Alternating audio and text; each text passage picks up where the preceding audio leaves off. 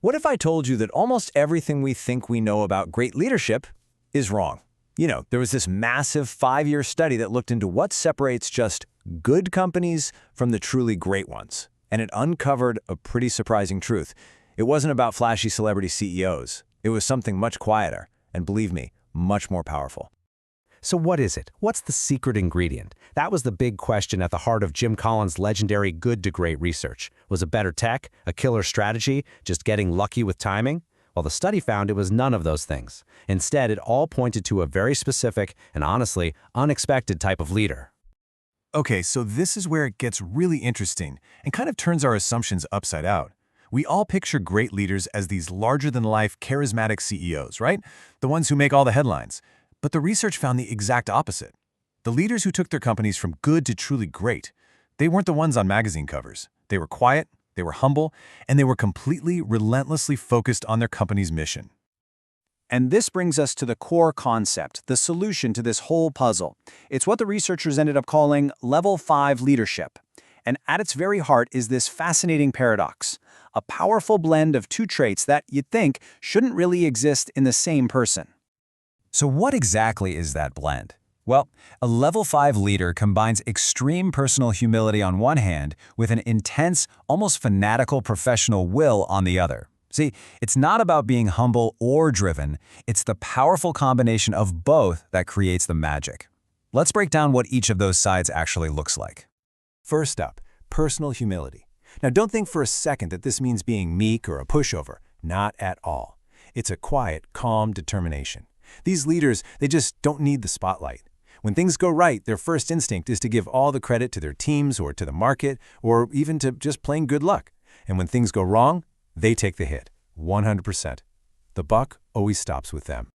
Now, paired with that humility is an intense professional will. This is the other side of the coin. It's this fierce, unwavering resolve. These leaders are just fanatically driven to produce the absolute best long-term results. They set incredibly high standards for everyone, and they'll do whatever it takes, whatever, to make the company great. And crucially, their focus isn't on this quarter. It's on building an organization that will succeed long, long after they're gone. This quote from Jim Collins just nails it. It's not that Level 5 leaders lack ambition. Oh no, they are incredibly ambitious. The key is where they point that ambition. It's channeled away from themselves and poured directly into the company. Their ego gets satisfied not by personal glory, but by building something truly exceptional that lasts. So why Level 5? Where does that name come from? Well, it's actually the very top of a 5-level hierarchy of leadership skills. And to really get it, we kind of need to see how it builds on all the other levels below it. Think of it like a pyramid. The levels build right on top of each other. You start as a highly capable individual at Level 1. Then you learn to be a great contributing team member, then a competent manager, and eventually an effective leader at Level 4 who can really rally people around a vision. A Level 5 leader has all of those skills, but then they add that special, paradoxical blend of humility and will we've been talking about. And this jump from Level 4 to Level 5, it is everything. A Level 4 leader can be incredibly effective, very charismatic, but their ambition is often tied to their own success. So when they leave, the company's performance often takes a nosedive.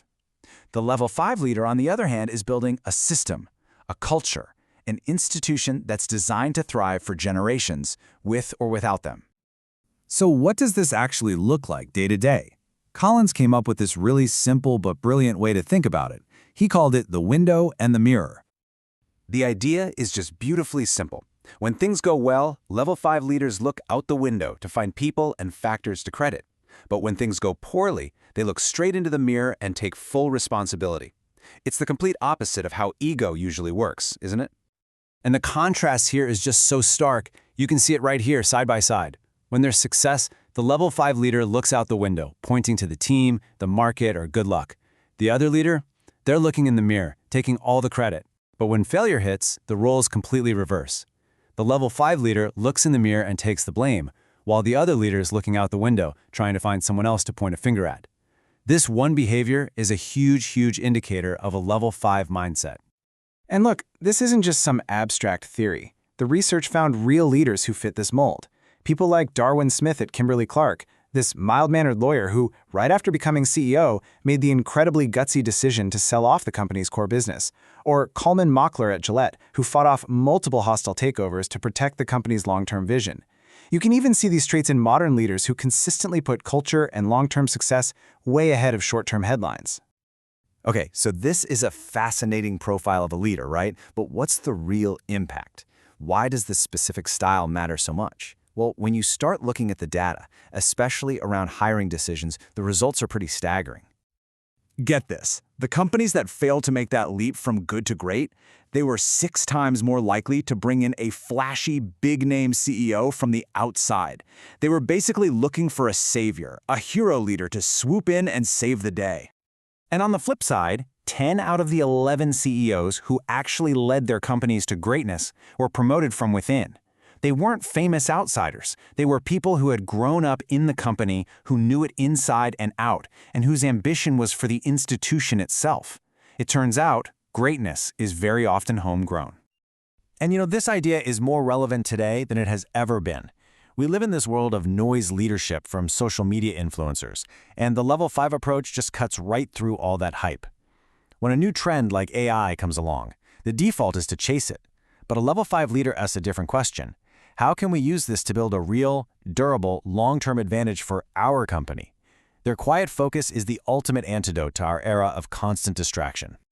And that kind of leaves us with a final thought. In an age where it feels like everyone is shouting to be heard, where charisma gets mistaken for competence all the time, maybe the ultimate competitive advantage, the true superpower, isn't found in the spotlight at all, but in that quiet, paradoxical blend of humility and unwavering resolve.